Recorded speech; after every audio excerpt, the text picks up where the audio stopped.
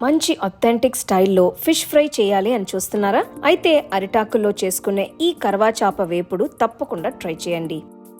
దీనికోసం కడాయిలో నూనె వేసి ధనియాలు, మిరియాలు, జీలకర్ర, వేయించిన శనగపప్పు, చిన్న ఉల్లిపాయలు, అల్లం, వెల్లుల్లి, చింతపండు, బ్యాగ్ది ఎండుమిరపకాయలు, రాళ్ల ఉప్పు, పసుపు వేసి అన్నిటినీ వేపుకోవాలి.